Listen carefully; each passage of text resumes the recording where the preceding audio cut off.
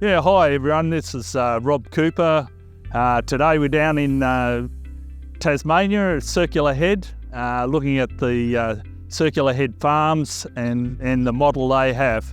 Hi, my name is Ryan Poposky. I work for Circular Head Farms as Operations Manager. It started back in 2014 as a vision for Stephen of put limited opportunities for people to grow in the dairy industry. And so we got together with a group of investors and we kicked off buying our first farm, Meredith Creek. And since then, it's just been a phenomenal growth story where we've continued to buy farms and develop farms. Currently, just starting a second conversion, and we've got 11 great families working for us on these farms. Yeah, I'm Stephen Fisher, and we're in far northwest Tasmania in a region called Circular Head on our property. Yeah, so we started Circular Head Farms 10 years ago, and it was really around, I saw the need to retain local ownership of land. A lot of foreign investment was coming into our farmland, and for me, I didn't like that. So it was about retaining local ownership of land, but also about creating pathways for people to come in and start off in the industry, but build equity in the industry and one day head towards farm ownership. The model is a way of helping young people into the industry, and farmers and other interested people invest in the industry through a unit trust. So people invest money by buying units in the trust. The management of Circular Head Farm look at opportunities to buy farms and then set them up properly, look for good young people then to run the farms. If they haven't got much equity, they can start off on just a very low share farming arrangement, and then gradually build up cow numbers or calf numbers, heifer numbers, cow numbers, and to where they're getting to at least a 50-50 share farm, where the share farmer will own all the cows and then they'll share the income 50-50 and the expenses 50-50. Now, some of those are now been able to go beyond that too, actually buying back into the farms that they share farm on. So it allows them to slowly buy the farm as well. Hello, I'm Zoe Waterhouse. G'day, Craig Waterhouse.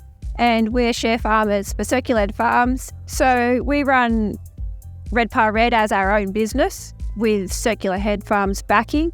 So we've got budgets that we have to meet and targets we have to hit, which is fair enough. Yeah. But other than that, we run it as our own. So right now, us as low order share farmers, we bring ourselves, our labour and portable equipment. So tractors, calf rearing equipment, things like that. They supply cows and the farm until we go 50-50, and then we'll have the cattle and they'll have the farm. So each year we get 10% of heifers after replacements numbers are met. And that's it. We're continuing to grow our numbers each year. I'm Cody Corbshock. I'm a dairy farmer from Circular Head in Tassie, in the far northwest. Yeah, so our involvement in Circular Head Farms is we started off as a lower order share farmer. We moved into 50-50 share farming on one property. Then we progressed to 50-50 share farming on two properties plus an equity partnership in ownership. We've just recently purchased the farm outright, and then we also maintain another 50-50 farm operation with Circular Head Farms as well. The model of Circular Head Farms has really been built on our own personal journey in dairy, and so people gave us an opportunity. They believed in us, they trusted in us to run their farm, and so really all we're doing is replicating the opportunities that have been given to us. Hi, I'm Bridget. G'day, I'm Ryan. And we share farm for Circular Head Farms. So we started off on $1.30 per solid. Supply all the equipment and all the labour. So the next step, we're on 36. We're on a 36% share now. So it's 30. It's a bit like a 50-50, but no herd costs. But 36% of everything costs, everything else. And then the next step's 50-50. That's where we want to be. And we get a lot of say now. Like, we treat the farm and run the farm how we want. Like, we've still got to answer to them, but we can take ownership, which is really nice. So I look at what motivated us was the ability to start to build some equity in cows. And so for a couple coming in into dairy farming, that's generally the easiest place to start to build some equity because it works so well in dairy farming to start to build equity in the herd. Circulate Farms is creating opportunities by letting us build into herd numbers, whereas a lot of other corporate models don't allow the herd ownership side of the dairy business. Circulate Farms allows that and allows you to grow sort of at your own pace as you progress and gain experience. For a share farmer to be able to get some skin in the game, whether it's cows or land ownership, I think it creates better opportunities, and we're going to get a higher calibre of people involved in the industry, and hopefully get people to stay around the industry a bit longer if they have got that buy-in element to their dairy business. We believe having the right people in our business, giving them the opportunity, empower them to do the job, and they grow themselves, but in turn that alone will obviously make everyone profitable and the investors happy as well. Yeah, so this is our latest little project that we're working on. So we just purchased this property end of June, 1st of July, and there's 1,880 acres in total on the property and one existing dairy farm, but there's a significant portion of this property that was used long-term for beef production, and so we're in the process of converting part of the property into a 60-unit rotary dairy and plan to milk 850 cows this coming autumn.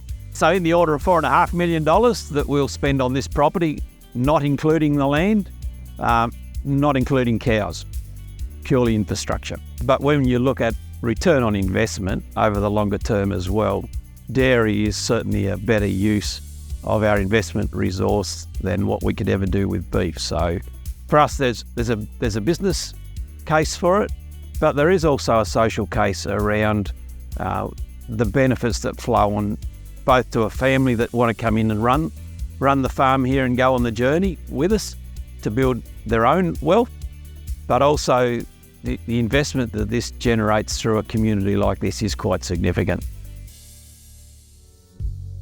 For me personally, I suppose that the way that we've provided opportunity for people to grow their own equity, their own families, and that then flows on right down through the community has been amazing, to be honest, and something that we've just got to continue that momentum going forward, and we'll continue to succeed. We do operate with a board, and that's purely because we're dealing with investors' money. And when we get into that space, governance is absolutely critical.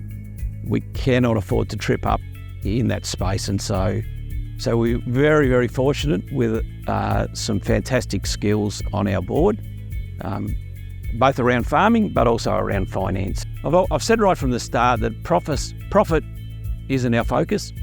Of course, we're dealing with investors' money, and so they're looking for a return.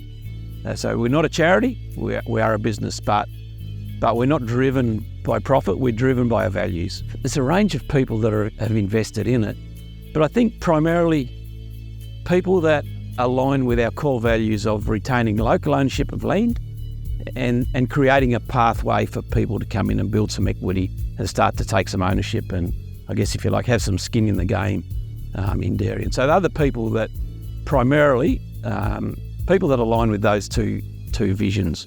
And the other side of it is we have created an opportunity where local people can invest in our own land and we can work on a farm and you'll survive. To thrive, you've got to own the farm. And so for us, we've seen, I think there are somewhere around 90 people now invested in Circular Head Farms. And the last time I looked at it, there was in the order of $60 million of retained wealth within the business that all belongs to our unit holders. And so if we were foreign owned, that would be lost to our community. But because we're locally owned, that retained wealth sits within our community, which I think is a fantastic outcome. Without a setup like that, you wouldn't get in. No, we wouldn't be where we are today without them and their opportunities. Investing in people is the number one. It's where it starts. It's giving people like us the opportunity to grow in an industry that we're passionate about. Well, it is exciting because it keeps the money in our community, it keeps employment in our community, and it just keeps everything going around. I believe this is a concept that could go out to any community that is driven by values that align with community expectation. And I think that's the important bit, and I think that's one of our successes in attracting investment, is that we're actually aligning with a community expectation around local ownership of land, but also how do we create a pathway then for people to come in. The succession between father to son isn't quite as prominent as what it used to be, and so in some ways we're actually stepping into that space. I think the model would work elsewhere, especially in my experience in New South Wales and Queensland, where there's a lot of good young people want to get into dairy, but there's these barriers of having enough money to get in and make a start. So if we can support them through the correct model, we can actually get some growth in our industry, which is really important for the future. Any farm owner out there that's got equity in your business, that you don't want to be tied to it every day of the week now, you feel like it's time to step aside. There's opportunity for you to engage with really good people to take your business and theirs forward. There's opportunity to do that, and that's extremely satisfying.